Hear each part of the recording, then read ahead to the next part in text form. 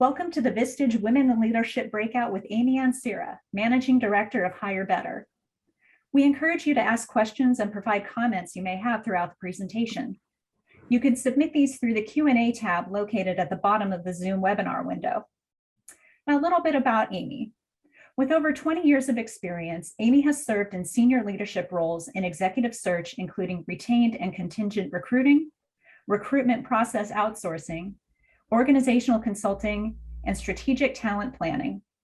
Prior to joining Hire Better, Amy was a principal with Concentric Executive Solutions, later joining Tatum as a recruiting manager and the Profound Group as Vice President of Recruiting and Client Service.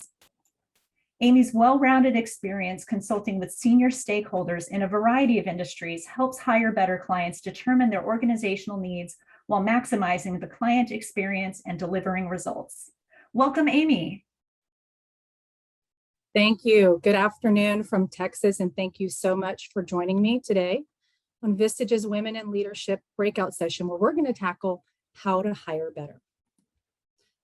Now, according to Vistage, hiring is the #1 issue facing CEOs.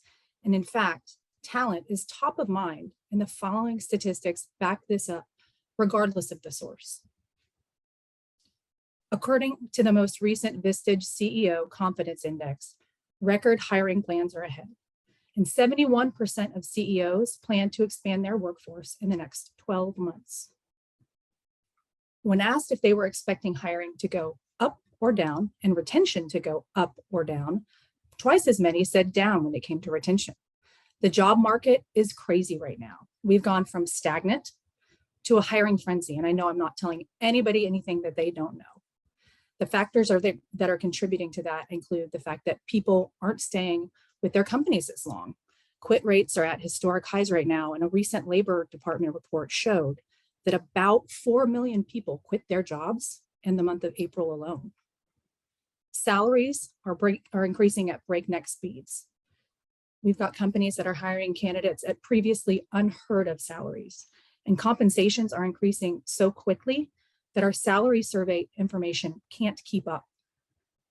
Candidates are asking for and getting salaries that are much, much higher than expected. And counteroffers are rampant. We've got a client that made an offer to a candidate. When they went to their employer and gave notice, they received a counteroffer of over $50,000 to stay with the company. That's not the exception. That's happening all over the place. At the same time, we've got a shortfall of talent as our baby boomers are leaving the workforce and taking their experience with them. A McKenzie study indicates that employers in Europe and North America are going to have a shortfall of 16 to 18 million college graduated workers to meet their demand. And we've also got a very real shortage of talent with the necessary technology capabilities. Population estimates may mean that millennials will have surpassed baby boomers as the largest living adult population. And unfortunately, millennials don't stay in their roles as long. 62% of CEOs indicated that hiring challenges are impacting their ability to operate at full capacity. Almost 2/3 believe that their growth is limited by hiring. Now, the bottom line is this.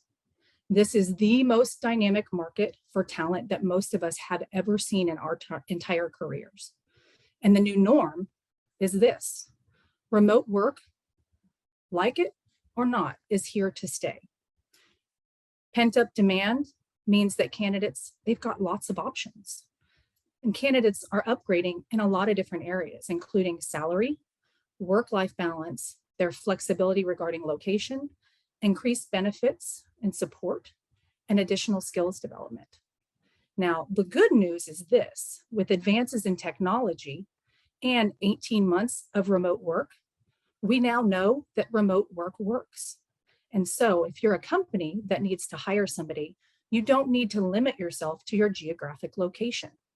I've got a candidate or a client that decided to launch a search for a vice president of finance. And he told me, Amy, I don't want to just limit myself to my geographic location. Let's make it a national search because I want the best talent regardless of the location. And he was able to hire an extremely talented vice president of finance who had all of the requirements that he needed who lives in Los Angeles, fully half away from the country from where he's located. So you don't have to limit yourself.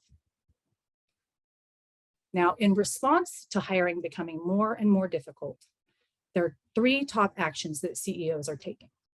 Number 1 is boosting wages, and though common, it's not really a long-term solution. Throwing money at a problem isn't a long-term solution. And you risk inflating salaries and threatening your internal parity. The market is very dynamic right now. Developing existing workforces, and this is great, and it contributes long-term to your retention. But remember that it takes a ton of time and effort, and it's not going to help you with a burning need right now. Should you focus on developing your workforce? Absolutely, but it's a long-term solution. Now, the final one is refining recruitment strategies. And this is where we come in. This is where we can help you do something now. We're going to give you some tips that you can start using today to help you hire top talent. My name is Amy Ansira, and I'm a managing director with Hire Better. I lead our retained search division. I've spent my 20+ year career in talent, my entire career. Hire Better is a strategic talent partner. We're based in Austin, but we've got teams that are located across the country. We work with a very diverse national client base, and we work in the areas of functional areas of sales and marketing, operations, HR, and accounting and finance. It's a real pleasure to be here with you today and share our learnings with you all. So let's get started. First of all, I want to tell you that you are not alone. Most companies don't know how to hire. And according to a Harvard study, more than 75% of turnover can be traced back to poor interviewing and hiring practices. In a report on attracting and retaining talent by McKenzie, it indicates that a whopping 86% of CEOs of Fortune 500 companies don't believe that they're hiring top talent. Now, we can change that. I'm going to give you an overview of the 5 key parts of any search process. Now, the first step is scoping, and this is where you define your needs. Once you have your needs defined, sourcing candidates comes next. Third is interviewing. And after you've chosen your finalist, you're going to negotiate the offer. Lastly is onboarding. And this actually begins in the interview process, but it also encompasses everything that happens after the offer is accepted. This is where you help your new hire get set up for success. Now, before we dig into the 5 steps, there's something very important that I'd like to share with you. And that is that your business strategy needs to drive your talent strategy. It's not the other way around. And I'm going to give you an example, and this is a real life example. And typically, Hire Better, we work with owner founder led, entrepreneurial, and high growth oriented organizations. And typically the leaders of these companies, when they're starting those companies, they're budget constrained, right? They're starting from scratch. And so their talent strategy is going to look very different. They're going to be looking for readily available talent. So they might look at friends and family, they might check their network, but primarily they're going to be looking for people who are inexpensive utility players that can plug holes for them. Flash forward a few years as the company grows and their business strategy has evolved. Their business is much more complex and they have a different need for talent. They've got evolving pricing and margins and P&L. And so their need for next level talent that has been there, done that. And that's where we come in. We focus on been there, done that talent.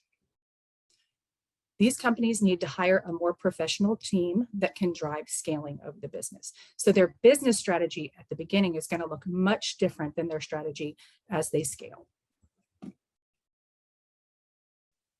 So when your business strategy drives talent strategy, you're not just thinking about who to add to the team. You're making sure that you have the right people in the right seats.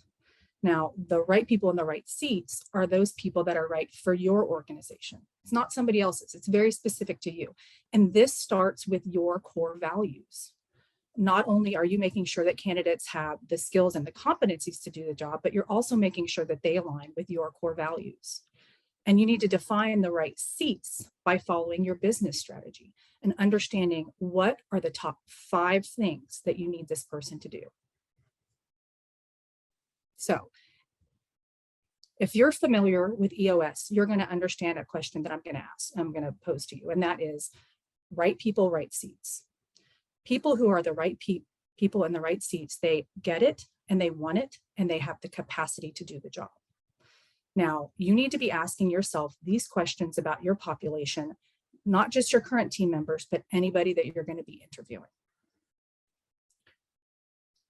So if you want top performers, you're not going to be able to just wing it.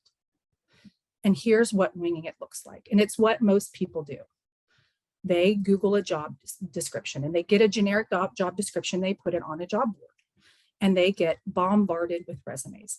As somebody who has spent 20 plus years in talent, including retained, contingent, recruitment process outsourcing, and internal recruiting, I can tell you that 97% of applicants are not a fit.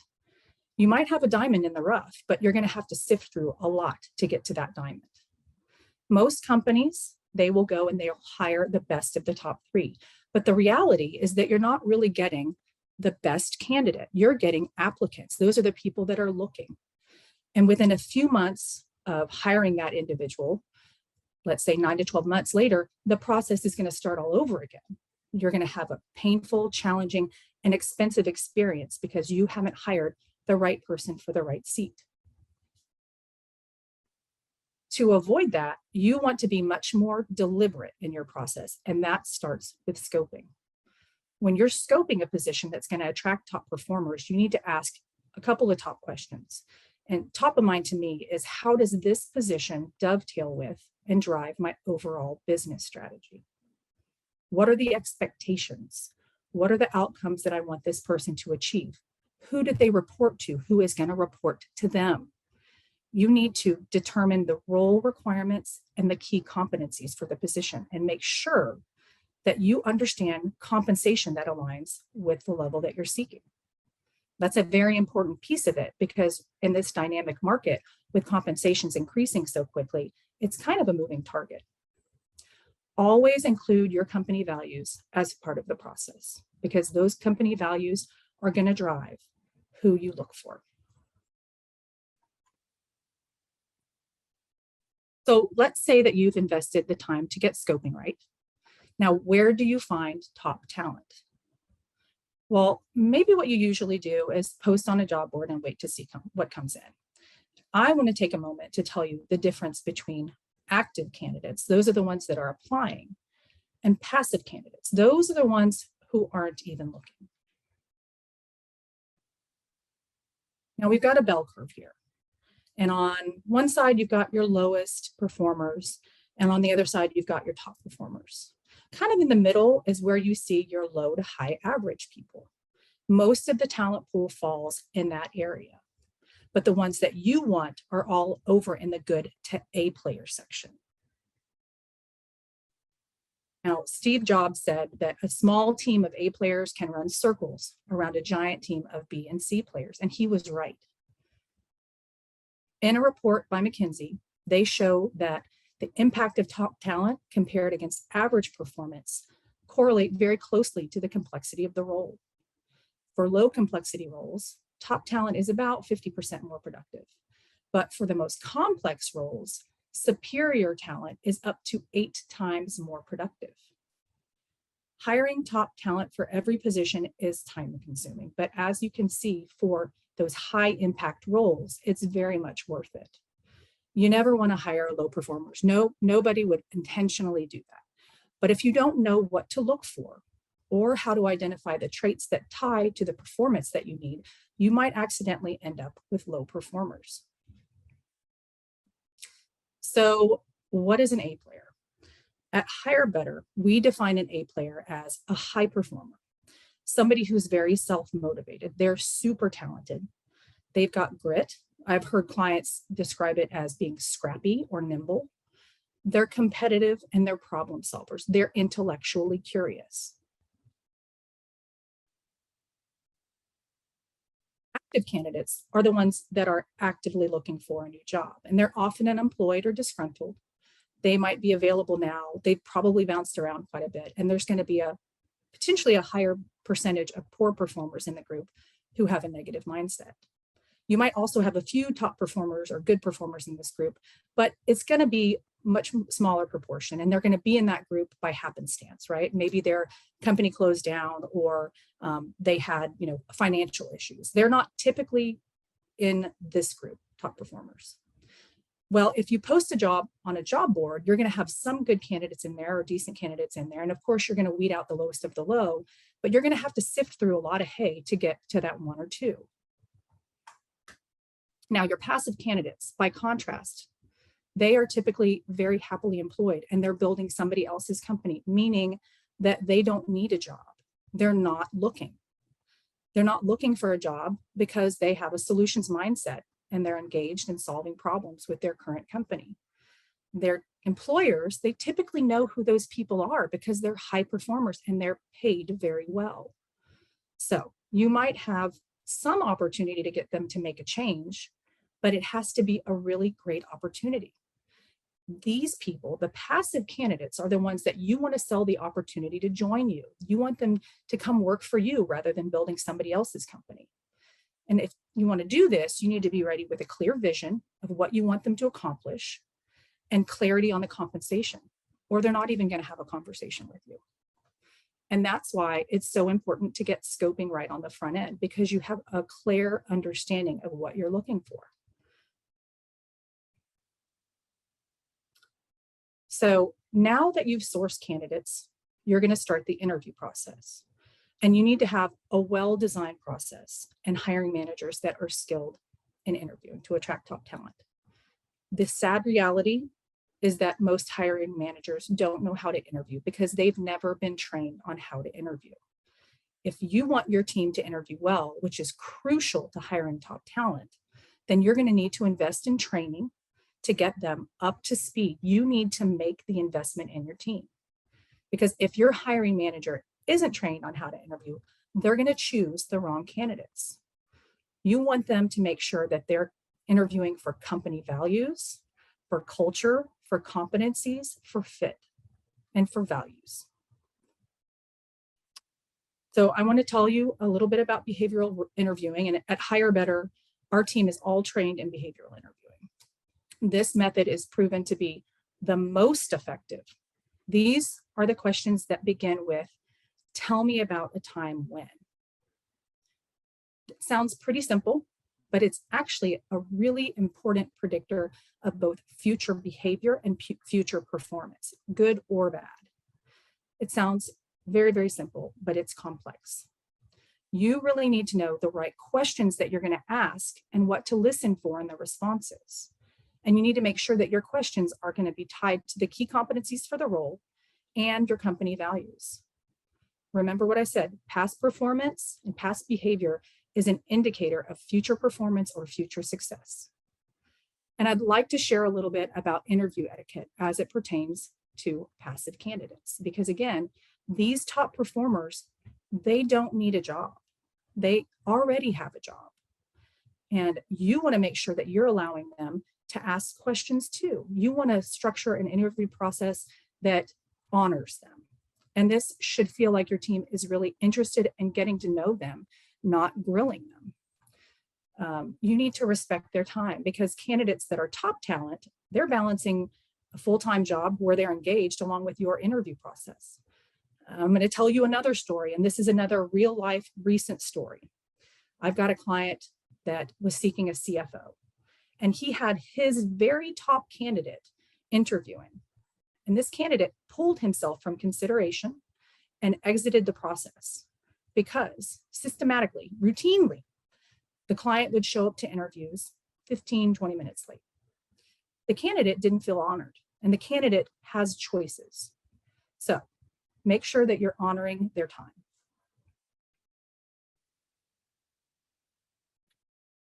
Now, as part of the interview process, you might want to use assessments to determine fit. And Hire Better is a huge proponent of assessments. we've been exposed to probably every assessment that you can think of under the sun. We work with a diverse client base. So we've seen Predictive Index, we've seen Culture Index, we've seen DISC, we've seen TTI, we've seen pretty much everyone that you can consider. And a word of caution about assessments, and this is a real word of caution because I've seen clients routinely do this. They use an assessment as a knockout tool, meaning that they set the assessment up on the front end of their process and they let the assessment be the filter for talent. Assessments are just one data point. There are a lot of them out there, but they're one data point. Now, when you're looking at your employee population, when you're looking at candidates that you're interviewing, and you're using assessments as part of your process, you need to consider a couple different things. Their resume, and that's what they show up with in terms of their experience, their skill set, their education. It's the what they've done in their careers, right? And then there's assessments. And the assessments, they say that they can predict how somebody is hardwired, how they're built. And that's valuable information, right? But then there's another component to a person, and that's their heart, right? Did they have a fight with their child this morning? Or did they have a great run that made them feel great? Those types of information all meld together to form the complete package of a person. People are very multifaceted, and an assessment provides just one piece of the puzzle.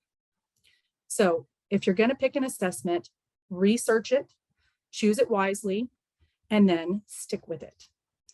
Use it across anybody that you're interviewing, but also use it across your entire employee population, because assessments give you really, really great data.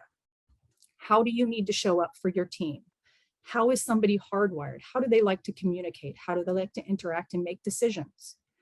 What do you need to do to assist them in their growth?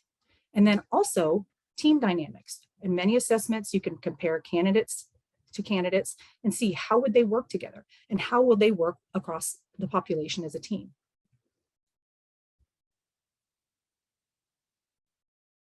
So now that you've gotten through the interviews, you've got your finalist, and it's time to negotiate the offer.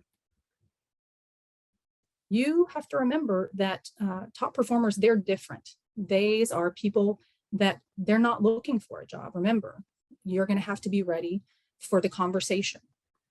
You want to entice them, you want to excite them, and you want to sell the dream. These candidates, especially in this dynamic marketplace, they have their choice of opportunities, right? They can stay with their current company, they can go to any other competing company. So you need to sell the dream on why they want to come work for you. This is also much more than about compensation. Compensation is important and you need to get that right, but it's really and truly about the mission and the vision and the values. You need to be able to outline a long-term development plan for them and help them envision how the opportunity supports their growth goals, their long-term career growth goals. Because remember, these people don't need to make a move. You're enticing them to make a move, and you need to paint the picture for why they should make the move. I also want to take a minute to highlight reference checks. Typically, reference checks take place at this part of the process, right? And here's a tip, and it's an important tip, and that is that you need to do them. I know that they're tedious and they can seem time consuming, but they're extremely important, and you can get a lot of really, really good data from conducting reference checks. At Hire Better, we use a software. It's a really sophisticated software to automate our reference checks. And you would be amazed at the amount of data that we're able to pull from these salary surveys. Reference check surveys, excuse me. We find quantitative information, we find qualitative information, and we are also able to identify any kind of behaviors that the manager or the peer or the direct report reported about these individuals, right? We can understand what experience do they need to improve upon? How do they like to work? How do they like to be communicated with? So again, in concert with your assessments, these are a really, really good tool for you to use at managing your people. Sometimes you're going to get little red flags, and that's great because it can be a backstop for you. But most of the time, this is about learning wonderful things that are going to help you set the person up for success when they join the company. So now that you have a new hire, it's time to think about onboarding. Onboarding is an interesting one because it actually starts during the interview process and continues all the way through the life cycle after the offer letter is accepted. You need to think about this as your one chance to make a great first impression. This is why having a thoughtful and balanced interview process is so important. So my suggestion to you is that you need to do the prep work, right? You need to plan for an amazing day one experience. I'm going to share another story with you, and this is a real life story that happened within the last week. We've got a client that hired a talent acquisition manager, and we refer to this fellow as a hypo, right? He's a high potential young man. He's got somewhat limited experience, but he's got a lot that he brings to the table. And so the interview process for him, it was pretty easy. He seemed to enjoy it. But then onboarding, he started his first day, and his first day was, here's your laptop, here's your office. There was nothing special, nothing welcoming, nothing exciting about his first day. And in fact, he came to the table with a 30, 60, and 90-day plan for the company. When he shared his thoughts around strategic objectives for the company and the things that he could bring to the table to shift and drive the needle, everybody at the company in the leadership positions poo-pooed his ideas and shot them down. So now we've got a candidate who's high potential, who's working for this company, and he's a candidate that's probably not going to have a hard time finding another job. He's a flight risk. He doesn't know whether he wants to stay with the company because the onboarding process has been so uncomfortable and so painful. So plan for an amazing day one experience and make sure that you have 30, 60, and 90-day plans for all of your additions to the team. You need to make sure that your supervisor and your team members are aligned with the vision for this candidate. And then lastly, make sure that you have those 30-day plans in place before day one, right? You want to be working on these in advance, so when the candidate comes in, they know exactly what's expected of them. So if there are 3 takeaways that I'd like you to focus on from this conversation. Number 1, the right people and the right seats. Remember that your business strategy drives your talent strategy. It's not the other way around, right? Take the time to determine who the right people and the right seats are. That's with regard to both your current population of team members as well as any candidates. Remember that top talent matters. Never settle. This is a talent-driven market, and you will need to woo candidates. Regardless of whether they are active candidates or passive candidates, you will need to woo candidates. Focus on top talent, but make sure that you're devising a process that's attractive, right? Have a process. And we have a saying at Hire Better, and that is, if you work the process works. So scope the role to get the right set of blueprints and run a process that's attractive to top talent. Now, with that, I'm going to open it up to Q&A. Who's got questions?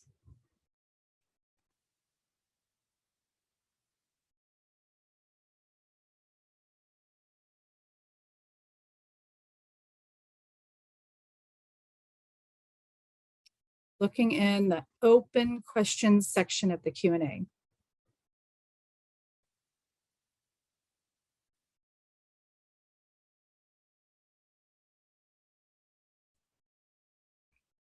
Amy, we have a couple questions coming through the chat. Can you see those? Yes, I'm sorry, I can. Okay, let's see.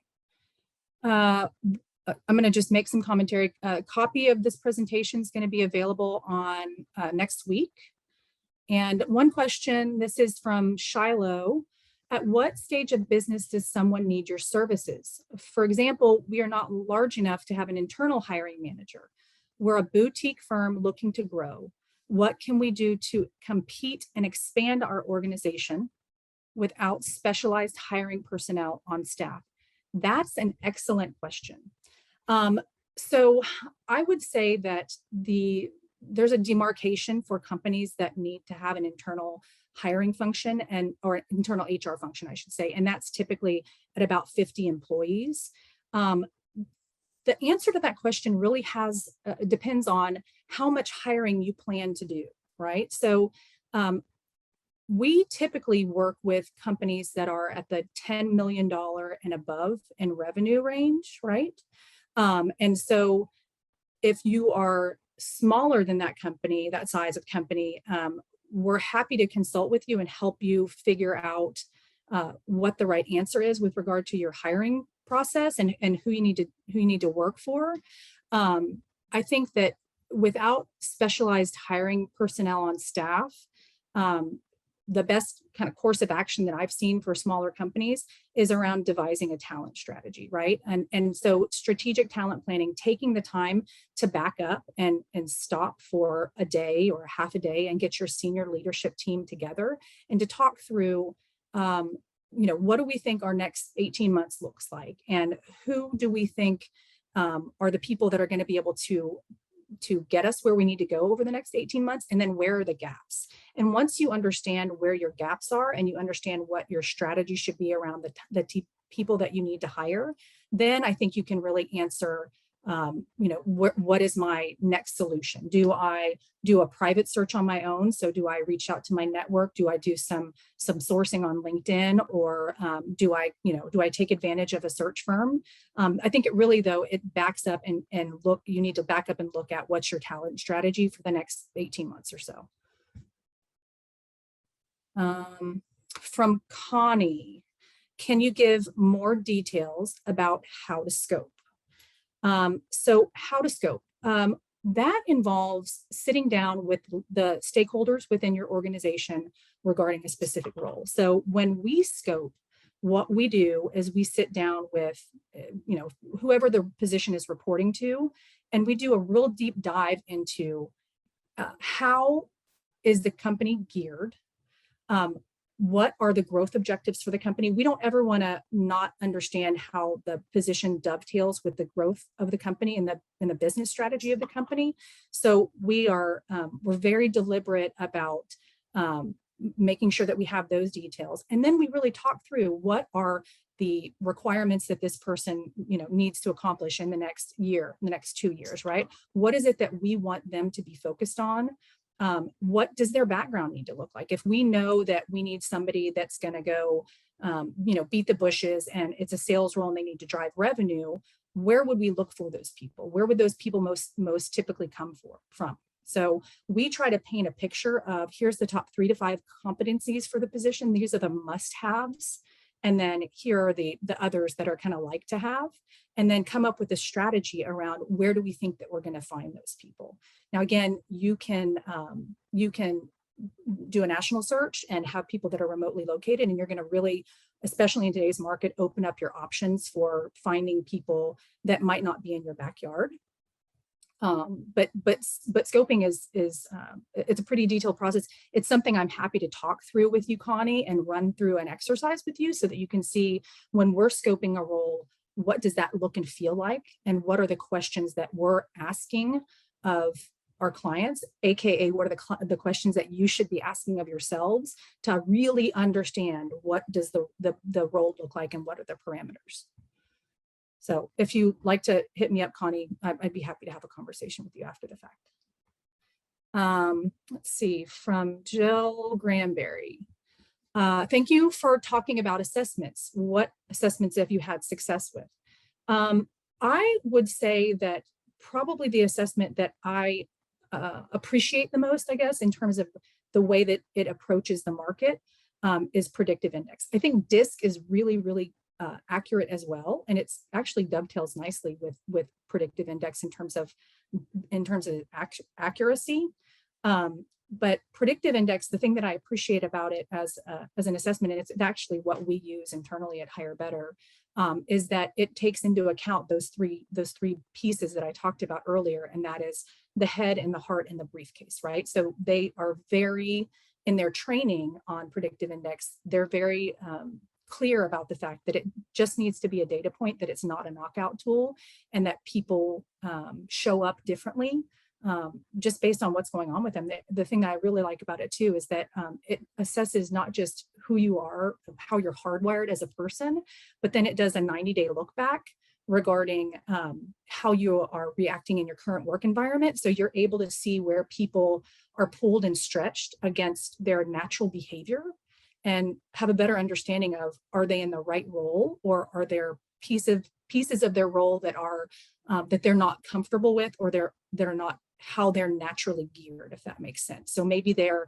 an independent decision maker and they're having to be more collaborative, or maybe they're used to working in more precise environments and they're in an environment where there's not much process. So those are the kinds of data points and tools that assessments can provide to you, and predictive index is great at that. Let's see, from Darlene, do you have any interview questions that you can share to help dive deeper into finding true answers? Yeah, and this, Darlene, I think is where we go back to behavioral interviewing. So there's a couple of different ways that you can approach interviewing. And when you scope a role and you come up with, here's my key competencies for the position, and these are the 3 to 5 things that I need in the role. When you're initially looking at a candidate, you want to make sure they tick those boxes, right? Like on paper, I'm looking at John and he's got the sales management experience and he's got, you know, the industry experience and education and whatever the key competencies are. You make sure that kind of on the front end. And then when you're actually talking to them, that's where it comes into that behavioral interviewing, right? So tell me about a time, John, when you had an employee that went rogue and they refused to put any of their sales information into Salesforce. How did you deal with that? How did you manage that person? If this person's a people manager and they need to understand the fundamentals of people management, that the answer to that should roll right off their tongue. And the way that they answer it and what their response is what tells you, yeah, John's a great fit, or, you know, John totally missed the mark, or the way that John responded isn't a fit for our culture and he would burn his team out. Nobody would want to work for him. So those are the kinds of interview questions. And I'm happy to pull together some information to share with you, Darlene. If you want to get in touch with me, I can share my email address again. But there are a lot of really great questions that are around people describing what they've done previously as a means to understand how will they react in the future. I hope that answers the question, but happy to circle back with you, Darlene.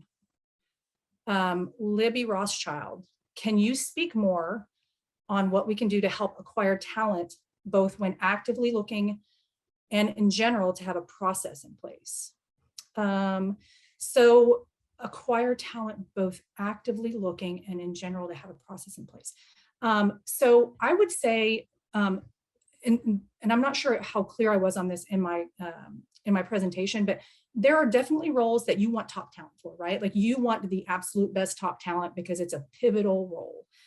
There are other roles that you don't necessarily need top talent for. You want somebody who's engaged, that's culturally a fit, but they don't have to be an MBA, let's say, right? They are a high potential person, but they don't have to be a rock star. So acquiring talent for different roles and different levels of specialization is an important distinction that I want to make. Also, I would say acquiring talent when you're actively looking, again, it depends on the type of role that you're looking for. So if you're looking for a CFO, I would encourage you on an executive level search. That's not something that you're going to go put a posting up for, right? Because the candidates that are going to apply to a position like that are probably not what you're looking for. You want to focus on top talent for your top high priority leadership roles, right? The ones that are very impactful roles, you want to make sure that you're looking at passive candidates.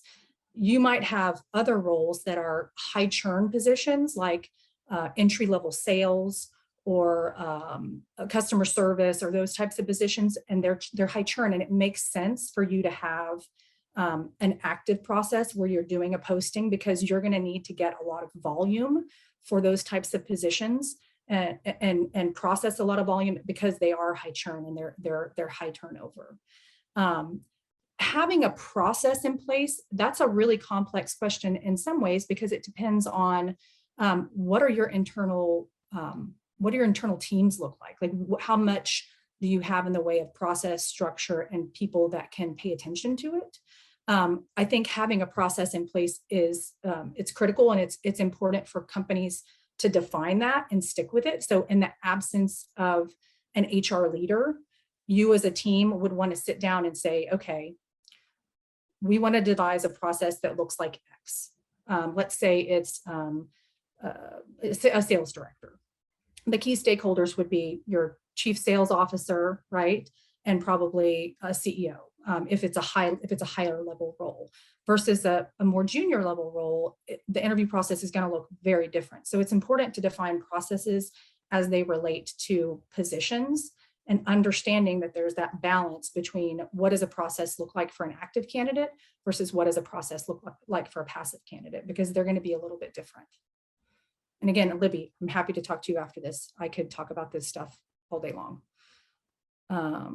Morgan asks, in addition to the tell me how questions, are there any other insightful interview questions that you recommend? This is a great one. My team would love this one. I think that there's other insightful questions that you can that I can recommend. When I think about working with talent in the hiring that we do internally, I try to focus very heavily on interviewing against our core values. So at Hire Better, we've got core values that we live. They're not just core values that we talk about, right? So we win together, right? And we are passionate. And so when I'm talking to my, prospective teammates, when I'm interviewing somebody, I interview according to those core candidate or those core values. So I ask candidates to talk to me about, tell me about a time when you teamed up with somebody. I want to see what your perspective is on win together, right?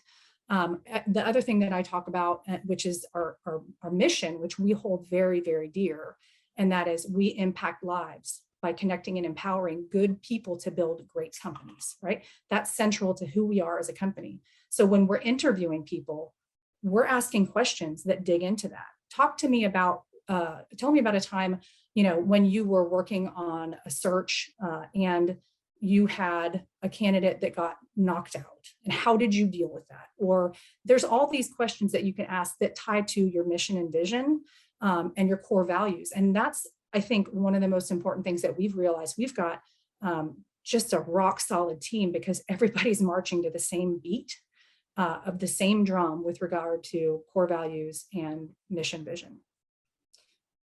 Let's see, another one from, Libby, I saw your, with regard to social media and events. Let's see, when a candidate is not selected for a position, is it ever appropriate for them to ask their interview why they weren't selected? That is a very good question. I would say that, honestly, it really depends on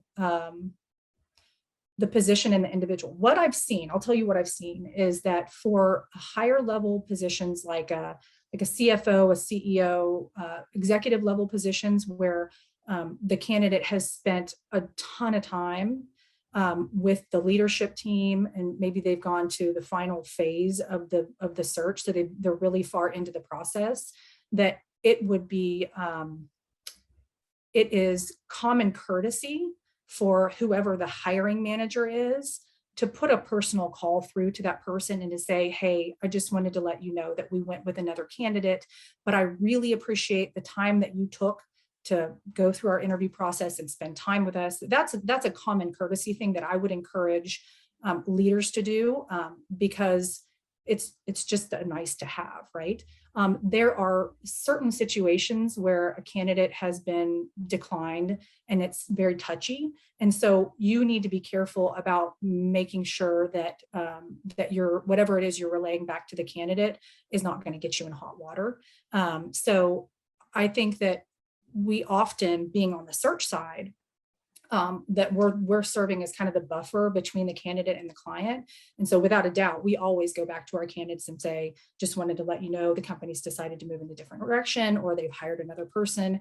And we try to be as open, honest, and caring as we can be, while at the same time making sure that we're protecting the interests of the client, right? So we're not divulging any kind of information that could be inflammatory, I guess is the best way to put it. And hopefully that answered your question, and I'm happy to talk more about that, Madeline, if you like.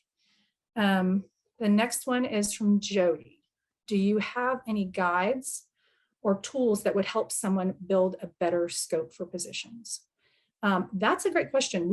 Internally, we've got what we call our project summary. And so that is it's probably about 3 or 4 pages of question after question, right? So for us, we want to understand the business model. We want to understand their revenue model. We want to understand, what their long-term, vision is for the company. How does that dovetail with what they're trying to accomplish short-term? Do they have any investors? If so, what is their position within the company? So we ask a lot of really granular questions about the company, because we really want to understand well what it is they do. I would say that on the position side of the table, it's really about, I want to understand what are the key objectives for this position. So if you talk about what do they need to accomplish in the first 90 days, in the first 6 months, in the first year, in the first 18 months, we try to get very granular around that, because that gives you the roadmap for what that candidate is going to accomplish. So I would encourage you to come up with a very detailed understanding, regardless of a job description. Like don't go Google a job description first. Look at your business and understand what is it that we're trying to accomplish with this position, and really have detailed conversations about what that person needs to be able to do, right? And who they're going to interact with and what they're going to be responsible for.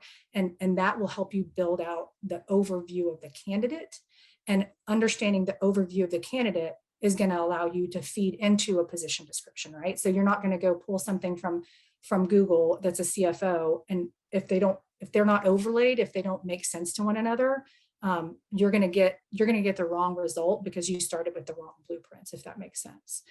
There's also, I know that there's a lot of tools that companies can use around emotional intelligence, and I think that there's different books out there that can help you kind of guide into emotional intelligence. So that might be helpful as well. Let's see. Any other questions? It looks like we answered Jody. And Jody, was that, hopefully that was what you were looking for. Again, I'm happy to have additional conversation to help you guys better understand what the questions are that you need to be asking of yourselves and your teams.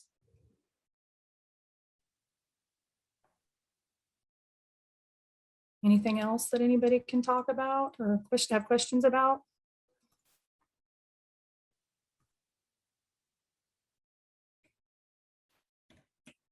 Well, Amy, if there are no other questions, do you have any closing remarks or any other takeaways that you wanted to emphasize before we go?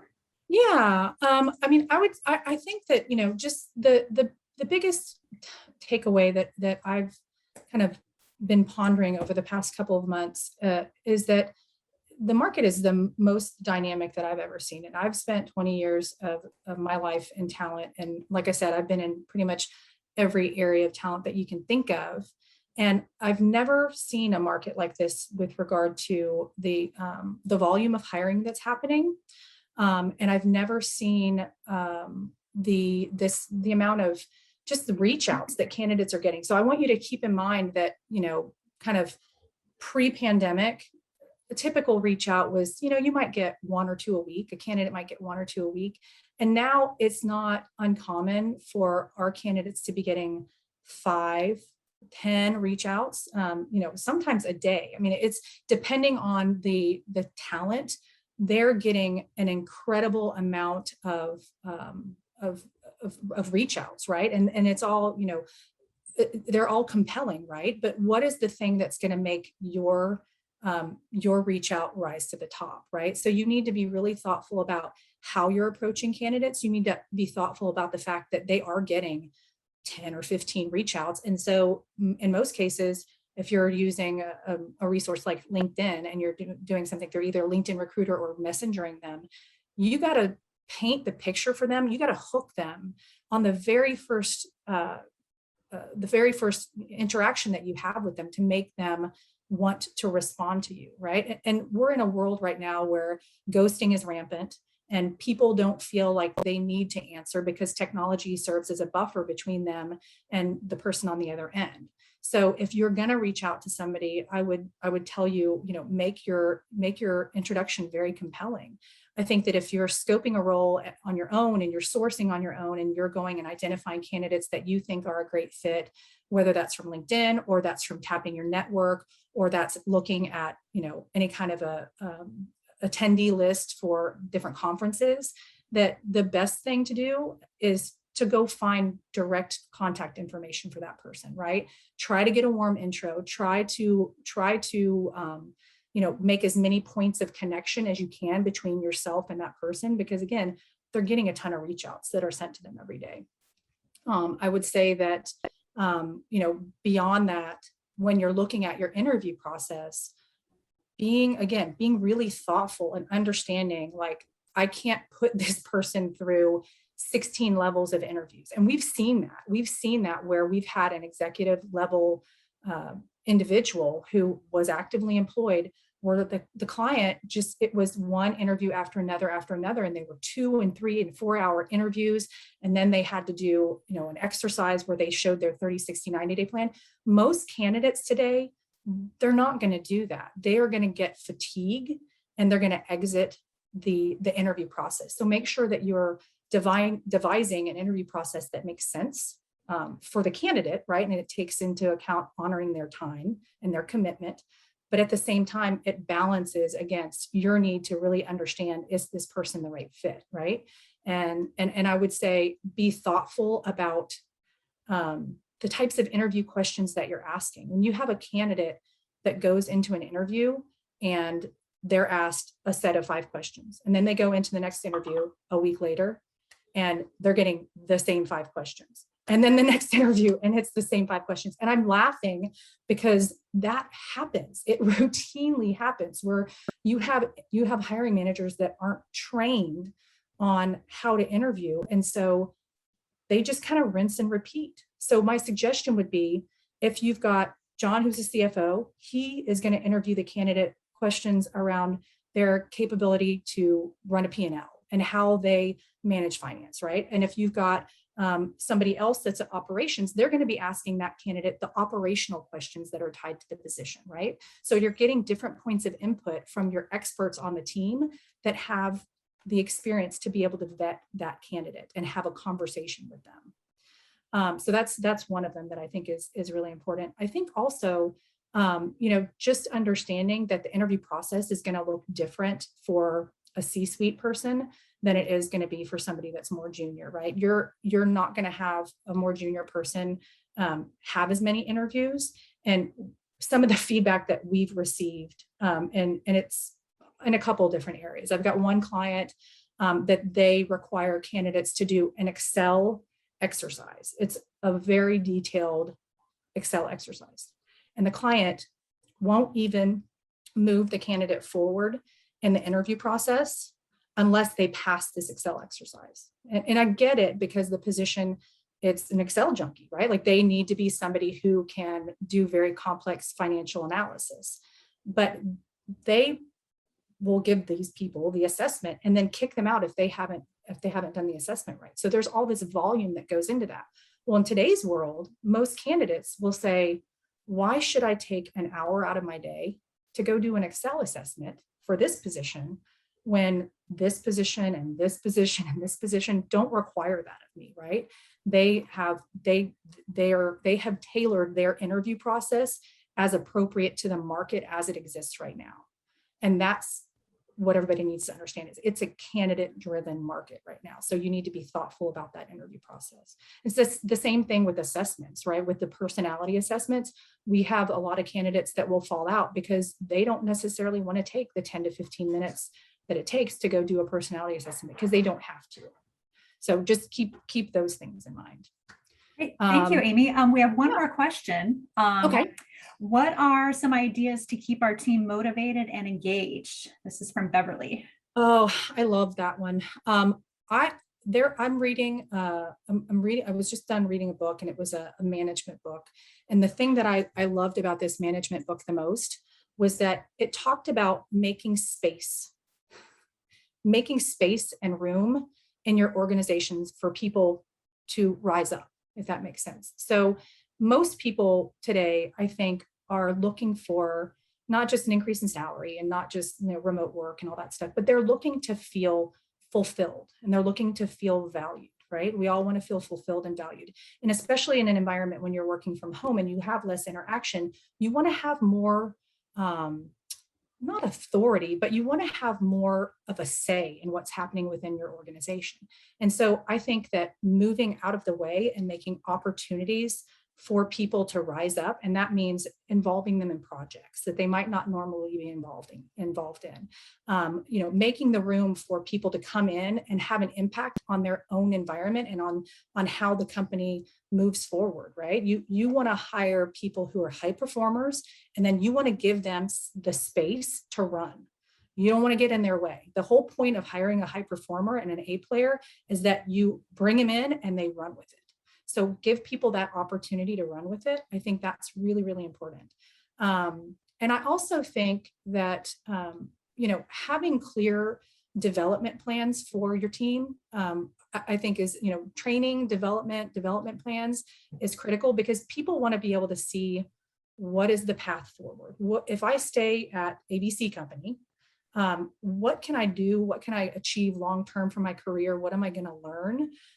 Versus if I work for this other company, maybe it's more stagnant, right? And I don't have those opportunities. So I think people managers need to be very aware of what they're doing to provide long-term opportunity to their teams and then painting the picture for them, right? Like right now, I think that's so important because the market is so dynamic. And if you haven't painted the picture for somebody about where they can go in their career, they're going to get poached by somebody else because they don't know that that's an option for them. So I think open, active, honest, engaging conversations with your team members is critical. And I would say that for the people that directly report to you, you need to be having those on at least a quarterly basis. And that means a talk, how am I doing? How is the business doing? What is your perspective? How do you feel? It needs to be more of those interactions and personal interactions that are going to keep people on your team engaged and sticky. Great, Amy, thank you so much. We don't have any other questions at this time, but everyone, if you have additional questions or comments for Hire Better, please, feel free to submit those in the questions tab or in the survey immediately following the conclusion of this breakout. I want to give Amy another big thank you. Thank you for all of your information and answering everyone's questions.